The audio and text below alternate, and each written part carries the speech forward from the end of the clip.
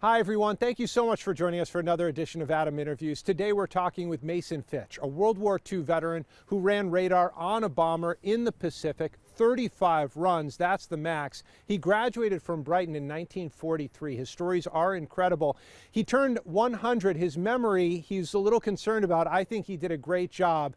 Here's our interview. So, Mason, you turned 100 this year in September. How does that feel? That was kind of good.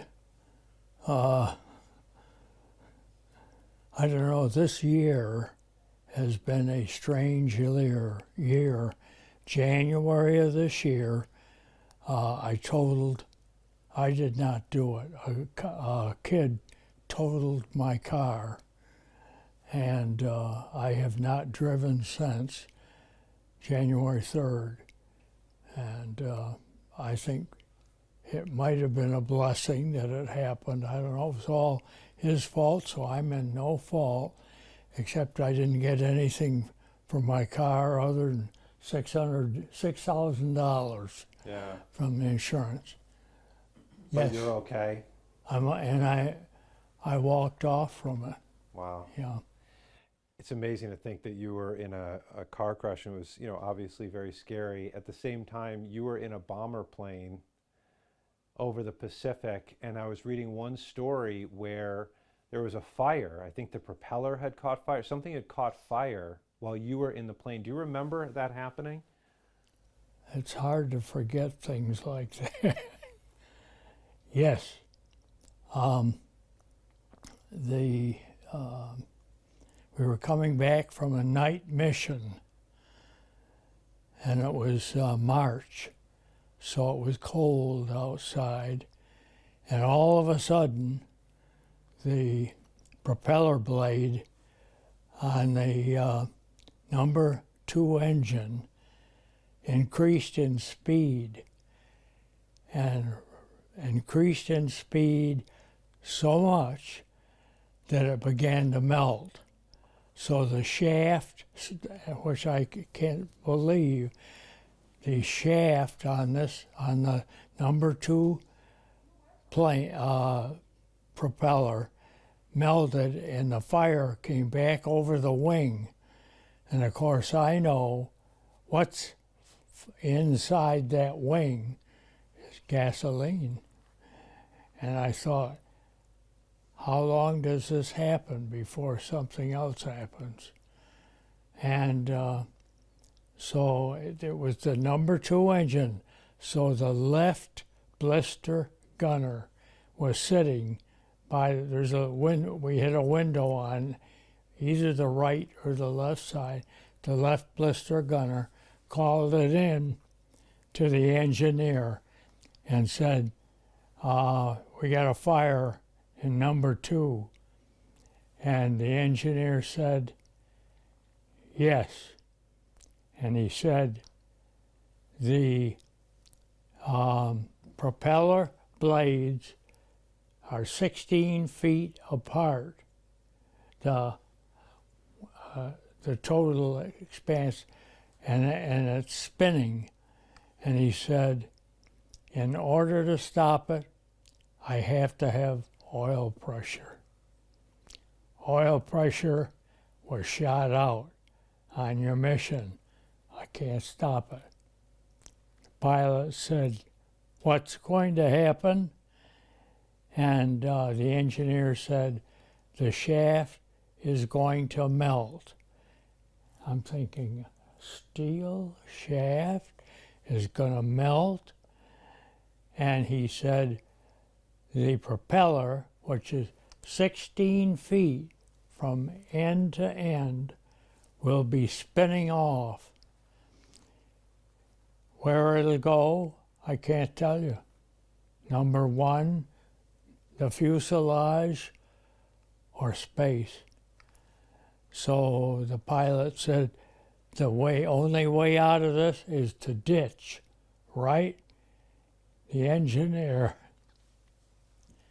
who was a master sergeant, thank goodness, said, no, if we ditch up here, it's March weather. We don't know the temperature of the water. Will never be found. We've got to keep going to Iwo. 3 weeks ago, the Marines opened it up, and there's a runway there, and it will take us. We gotta hope we can get there before something happens. So the captain, pilot, says to the master sergeant engineer, okay. So we flew, and 45 minutes later, the pilot says, I'm going to put it in a dive. He says, I've been thinking about this. I'm going to put us in a dive, a heck of a dive. I'm going to pull it out, and I'm going to hope that propeller goes in a good direction. So there's 5 of us with our parachutes on. It's pitch black, it's midnight at night, sitting in the back end where the only light is coming from the 2 blisters, which are either side of the plane, and the only light which is coming in is from the fire. And so we're in the dive, and the next great word was the navigator says, it just went up overhead. So we went on, landed at Iwo, and I love Iwo. It was right there. And I have a story that goes with that, but I don't know if this is, you call it. Yeah, let's hear the story that goes with that. We left Iwo. When we left Iwo, other bombers were being prepared. When there was another one ready, so the very next morning, our crew got in that plane and left, heading back to the island of Tinian, which had the largest air base in the world. Our runways were 2 miles long. We had 4 of them. And that's where the atomic bomb was flown from. And we knew their gang.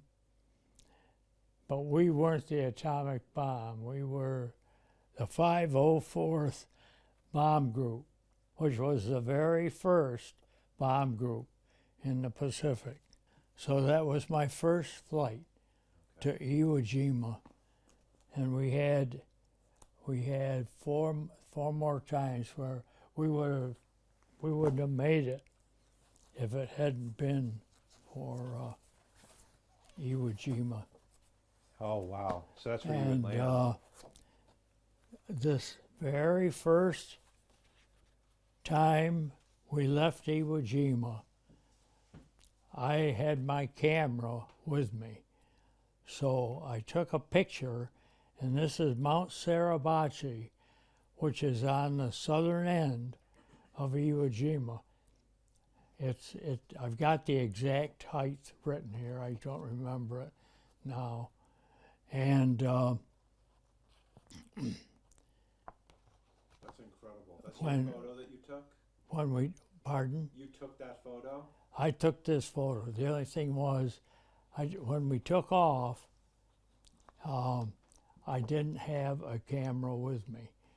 But I saw this, and I said, I'm going to take my camera, which I did put in the plane, on the chance we might get another chance, and we got 4 more. So I took the picture then. It was just 3 weeks before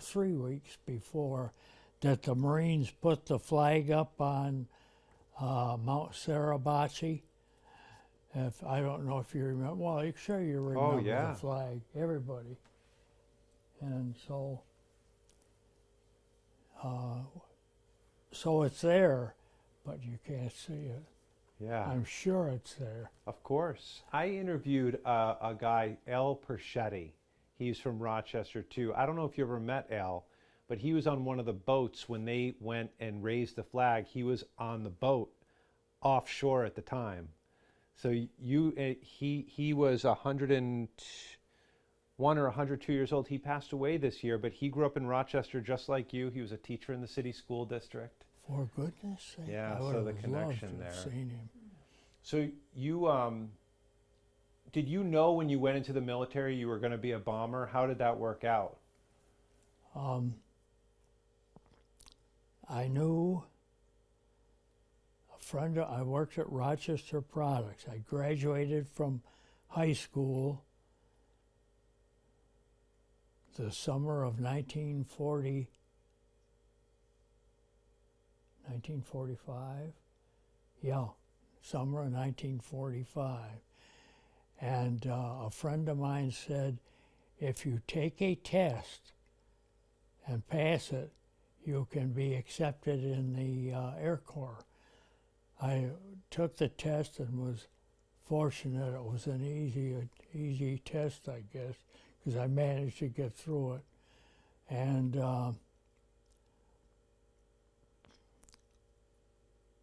January came. This was the summer, and I worked at the Nature Lodge for the YMCA for the summer. Then that fall, I started the college downtown, which became later changed to what it is right now. What's the big college? Is it Rochester Institute of Technology? Institute of RIT. It was RIT. Yeah. So I started RIT. I went 2 months to RIT. January came around, and I got the call. And I went through the test, and I was very disappointed because I wanted to be an officer, a pilot, navigator, or bombardier, but I couldn't pass one test. And the test was about a 20-foot line of rope, which turned on a pulley and came back to where I was, and there was two discs on that, on the two pieces of rope, and you had to, sitting from where they made me sit, you had to adjust those so they were within how many inches I can't remember. I couldn't even come close. So they said, you can't do it. So that gave me the chance to be out of the Air Force or become an aerial gunner, which I wanted to become. And I said, I'll take the gunnery. Graduated as a gunner. They had us in a room. They said, a colonel said there was a whole bunch of gunners, graduated gunners. Pick 4 of you, and you're going to be a crew. You can pick 4 friends while you're there right now, and then sign up and you'll become a crew. So we did. And then he said, now, one of your 4 will become a radar operator, and you guys decide who wants to be the radar operator. And I said, these were friends of mine. We were all sitting together, and we had joined. I said, man, I'd love to be that radar operator. So they said, go for it. So that's how come I got to be a radar operator. And we were sergeants, all radar operators. After a month or 2 were officers. So that always made me feel good but And the but we radar did was okay. the radar was great back then. I think you were saying that you could pinpoint a bridge at certain points in the dark. When the Enola Gay came, I got to know those guys pretty well. And at the end, when they got into it, there was a bridge in Hiroshima. Yeah. There was a river going through Hiroshima, and maybe you've been there. I have, by the way. And the bridge was bombed, was where they aimed the bomb, and they took the bridge out at the time with the bomb. Radar was pretty good for those early days. Yeah. Yes. Were you in the Pacific when the atomic bombs were dropped? Yes. What was that like? I was there when the bomb went off, and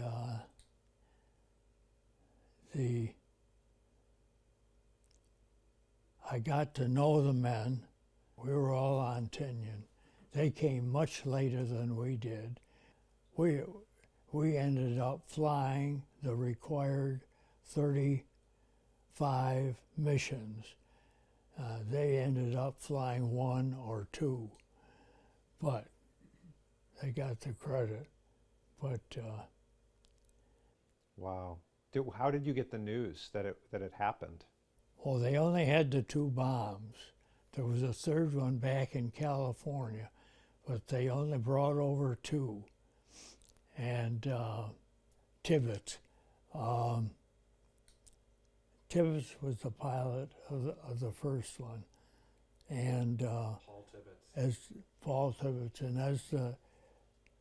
as the days went by, the war ended and so forth. Gin and I flew in from England, visiting friends, and lo and behold, we arrive at the Rochester airport, and here's Paul Tibbets walking in the Rochester airport. So I grabbed him right off, and he grabbed me, and he said, "Come on out. I got a B-29 sitting on the runway. Sit in here and let's talk." And I said, "Paul Tibbets, why did you ever call that plane the Enola Gay, that bomber? That was your mother's name." He said, I thought about that. He said, "I was a loner, and I could tell no one that worked for me, none of the crew, what we were going to do. It's all quiet." And he says, "Spell Enola backward." Alone. He said, "I was a loner." So I said, "Fine. That doesn't give me a reason to want to do it, but that's why the Enola Gay, which you won't even remember probably, was the name of the B-29, the first one, flown by Paul Tibbets. And I talked to him to verify why he did such a dumb thing. Boy, if I use Gin's name on someone, I'd feel terrible. Oh no. Well, you two got married at Asbury Church in Rochester, and you've been married for 76 years. Right. How's, I asked this question to all the people who've been married for decades. What's the secret? Roll with it. You got to roll with it, huh? Yeah, roll, flow with it. Had ups and downs, but it's been good. The thing that's bad is that both daughters have left the Rochester area because of their husbands. One's in Dallas, Texas, and the other's Richmond, Virginia. But both daughters have married good guys, and they have grandchildren, so we have great-grandchildren. So we're pretty fortunate. Yeah, that's wonderful. And you've stayed in Rochester. You worked at General Motors. What'd you do for them? I worked at General Motors. I was a carburetor engineer. And as everybody says, carburetors didn't last. They didn't. Everything's fuel injection now. But they lasted for many years. And I got to work with them, which was nice, I thought.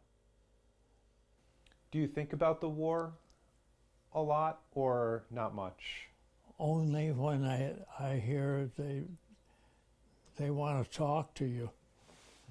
And I got a story you'll never ask me. Can I I tell love you? it. Yeah, I'm all ears. I got a telephone call from the College of the Ozarks. Yeah.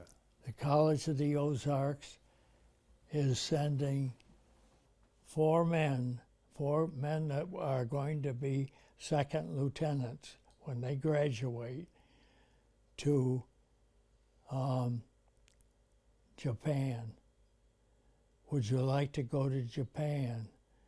And I said, I've been over Japan 35 times, never there. They said, you want it? I said, you bet. So when we stayed in Osaka, we stayed in the places where a night where both bombs were flowing from. And what was my as we're leaving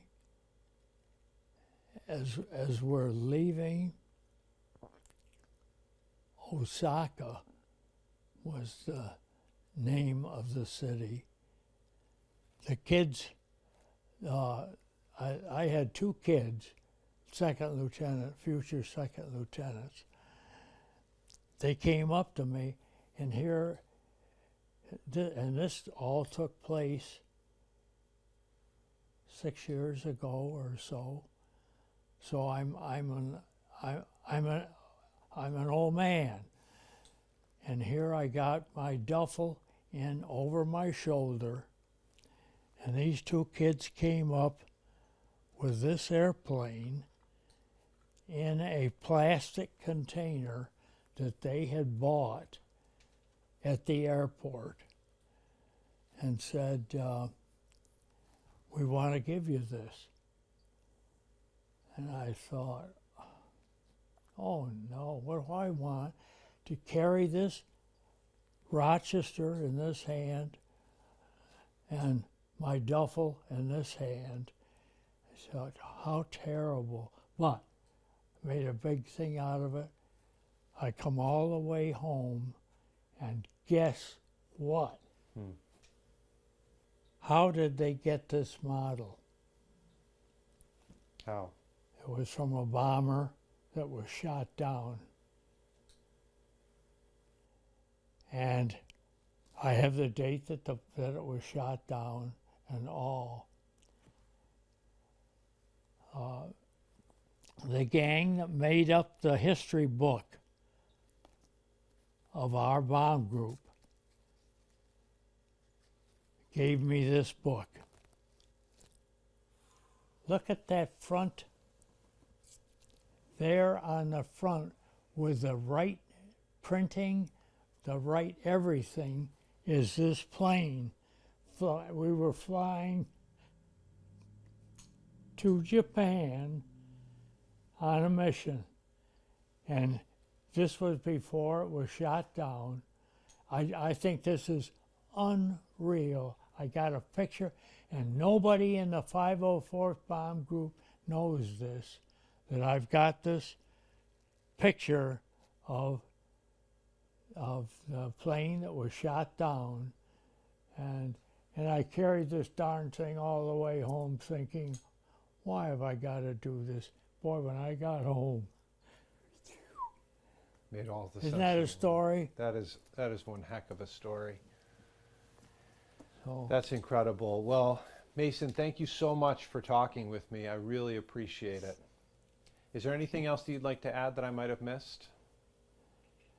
yeah, this is trivial, but we came in under the Golden Gate Bridge. Oh, so what happens? We finish our 39 bomb runs, 35 bomb runs. We get put on a ship. We're on our way to San Francisco. And what happens? MacArthur moves into Japan. They have the big celebration with all the bombers that haven't flown 35 times, get to fly over and look down on us. We're on a ship coming home.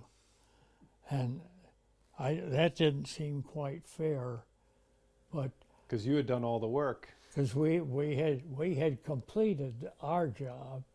But the neat thing was, we land in California, and a friend of mine, Bill, I can't remember Bill's last name right now, also a radar operator.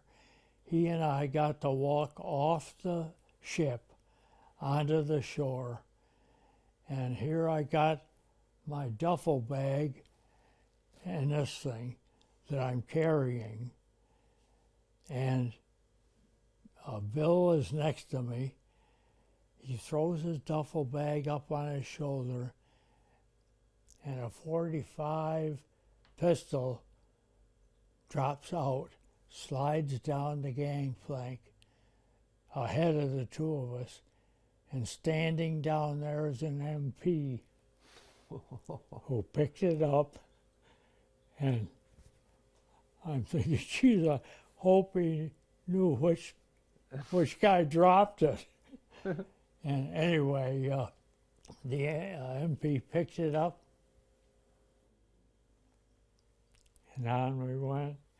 But then we went, but a strange part of the story, my next memory was we got discharged in North Carolina, and the two of us were together again, nobody else. It was a second lieutenant in a little room, and the two of us, and Bill says, "What's that sign say, Mace?" I said, "It says, sign up for the reserve, and you get, and for $25 a month, you get a meal, and a big deal." And Bill says, "I'm signing up for that. There can't be another war." And I said, "Yeah, I know, I can't, but I'm not signing up for that." Bill says, "You're crazy. I'm signing up."